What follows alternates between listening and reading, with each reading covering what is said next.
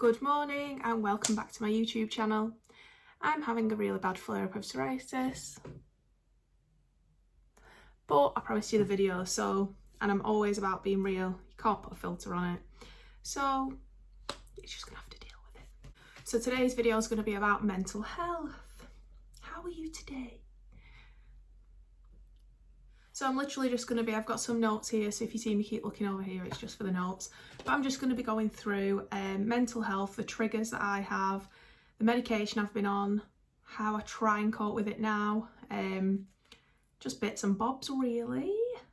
So hopefully it'll help you in some way, and don't take pills, kids, it's not good. So let's start off with my triggers. So I didn't really, I'd say, experience mental health issues until I was like probably in my late teens.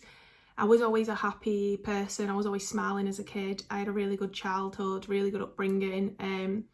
My family was always really supportive, so I never really struggled at school and stuff. I didn't struggle bad. Like, you've always got bullies at school, but I've never in my life really let anyone bully me.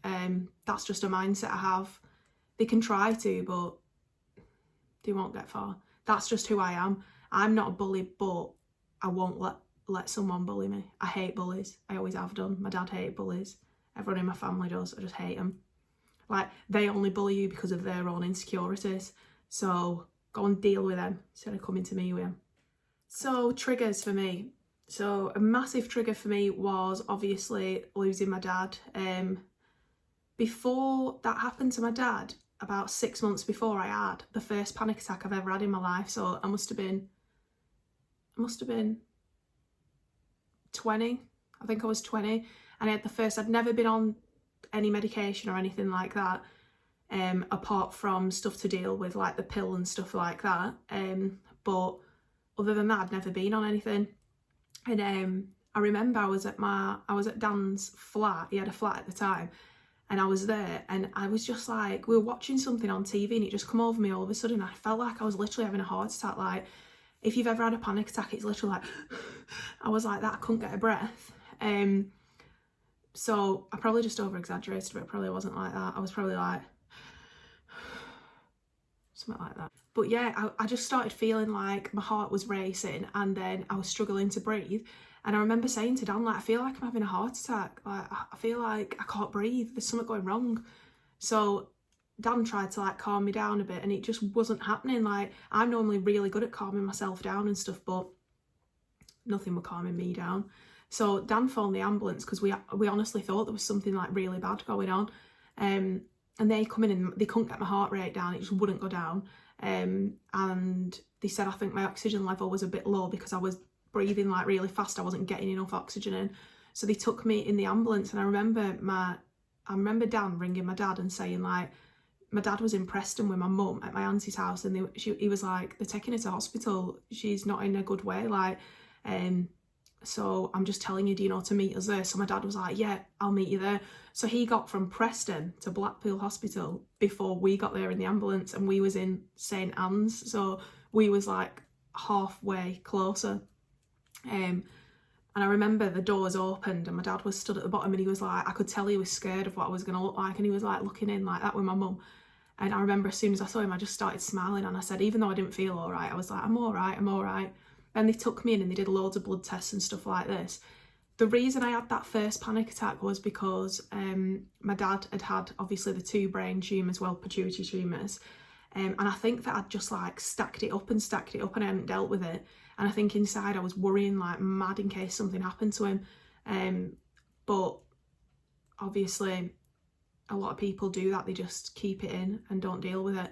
And I think it had come out in this massive big panic attack. So they said to me, you've just had a really like bad panic attack. You need to go to your doctors and get put on something, because if it's this bad now, do you know, you're going to need some help just for a bit. So I remember like getting really upset and saying to my dad, I don't want to go on depression medication. I'm 20 years old. Do you know, like, I don't want to go on it. So we went to the doctors, and he put me on citalopram. I think it was 20 milligram he put me on. And he said, you might only need to go on them for 6 months just to help you through this like time where you're feeling really anxious and stuff. So he put me on them and I did feel a lot better. And then obviously when I lost my dad, it was like that all over again. So then he put me on Cipralex, 20 milligram. I was on diazepam as well and Zopiclone to help me sleep. We were taking diazepam all day throughout the day as well. Because as you can expect, like, we was just a mess.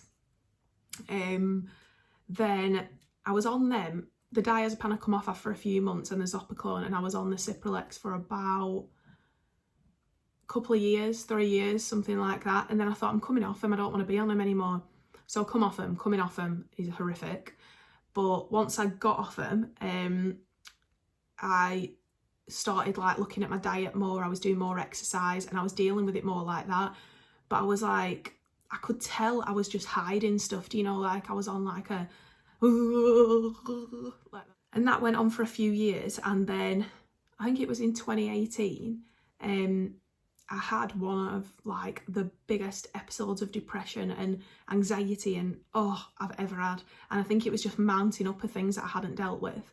And I'd opened a dog grooming salon, and I ended up leaving the dog grooming salon after 18 months. It was doing really, really well. I passed it on to one of my friends who's doing amazing now. But I ended up leaving. I had a massive breakdown, like literally I was struggling to even like go out the house and stuff like that. At this point as well, I had endometriosis really bad that I hadn't even been diagnosed with yet. I was facing having more surgery on it. And I was just I was in a mess, like literally. Don't ever want to be in that place again. So obviously I went to the doctors, and what do the doctors do? They put you on more medication. So I'm just looking at my notes, I got put on mirtazapine. Now mirtazapine is good and it did help me sleep and stuff, but I went to the size of a balloon, because around your stomach you just gain weight, like literally, and with polycystic ovaries and endo you gain weight around your stomach anyway. So I looked like a barrel. Yeah, a barrel. And obviously people just think, oh, she's put that weight on that she's lost. They don't have a clue what you're going through. Everyone's got something to say, chucking their 2 pence in like this. I'm just sat there thinking, think what you want, couldn't give a. So then mirtazapine, I had to come off that. So then they tried putting me back on Cipralex. Cipralex had worked the first time, so I was like, it's going to work the second time. Little did I know, Cipralex was like, no, I'm going to give you a headache, I'm going to give you, let's feel a bit of nuts, let's go a bit skits, let's throw some hormones in there as well and just deal with it all, why don't you? So I went back after a month, I said it's not working, he put me on sertraline. Now, I didn't know, but sertraline has massive effects on your stomach. I'd already had burst stomach ulcers and everything, so sertraline was like the worst one you could put me on.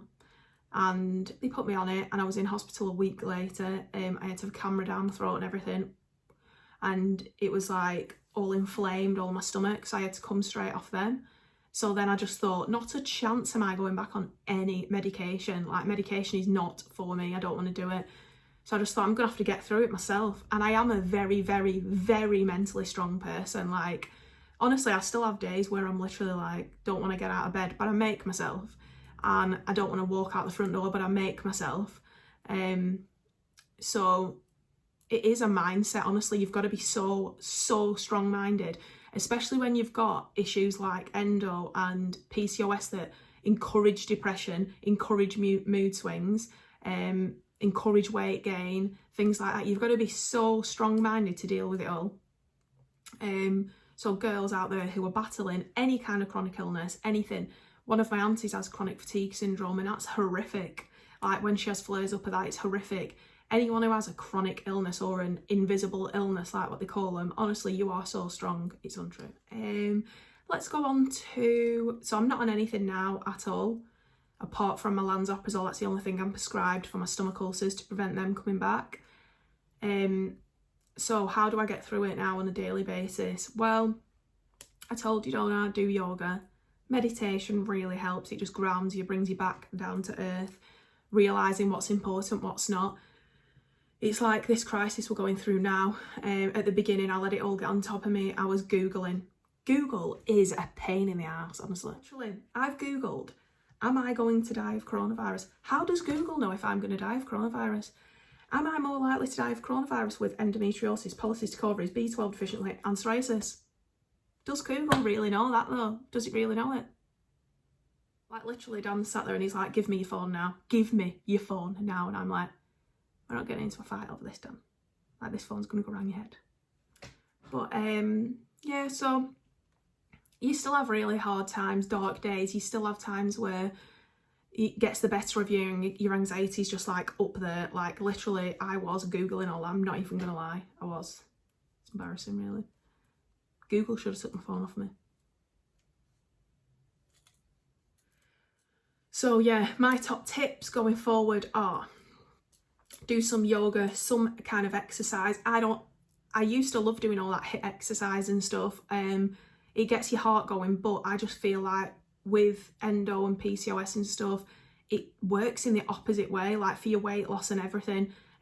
You can be proper fatigued after it. It's just not worth it. So I feel yoga works, meditation, walking, having fun really helps. And I know some days that's hard, but I like making people laugh and having banter with people. It really helps me. Some days I'll just sit and watch Netflix for hours. That gets me through some days where I just want to chill and switch off. Achieving always helps me, achieving in any way. So whether that's losing a bit of weight that I want to lose, hitting some goals that I've set, helping people, whatever I want to achieve, literally anything, the tiniest little thing that you set yourself. Keep busy, but not to the point where you stress. Try and keep your stress levels down, because obviously that just turns everything like tenfold. So try and keep your stress levels down, but keep busy. So have a plan to do throughout the day. I find that really helps. Have things that you want to do, even if it's tiny little things, just like clean out your top drawer, clean out your knicker drawer, things like that. And then don't get involved in things that are nothing to do with you. I used to think that I was everyone's best friend and everyone wanted to be my friend, and I have been royally shit on so many times. Like, I give everyone 110% of me and they give me 10% of them. And then when you don't give 110%, they're like, what, you're not doing that for? You need to start being like what you was. So yeah, don't give people 110% of you if they're not ready to give you the same back. And also, don't get involved, in situations that are nothing to do with you. Honestly, you'll end up coming out being the one with the stress on your head and being the one that looks bad. So just do not get involved. And surround yourself with good people. It's took me years to find good people to surround myself with, but I do think now, even though I've probably only got proper true friends who I can count on, probably on one hand, then I'd rather have 5 top friends that I can count on than have 25 friends that don't really give a shit. So pick them wisely. Don't go around people who are going to drag you down and moan constantly about their life. You want people who are going to lift you up. We all have days where we moan, but I'm sorry, I can't be around someone who's totally depressing and has been through nothing in life but acts like the world owes them something. You don't want to be around people like that. You want to be around people who are like, we can do it, come on, let's go. So yeah, they're my top tips. Always true, always honest, too honest, but that's just me. So yeah, drop me a comment and subscribe to the channel, please. I'm aiming for 100 subscribers and I'm not far off. So yeah, like, subscribe, follow me on Instagram. It's at TotallyTonia. No, it's not. It's at _TotallyTonia. Okay, I love you all. Bye.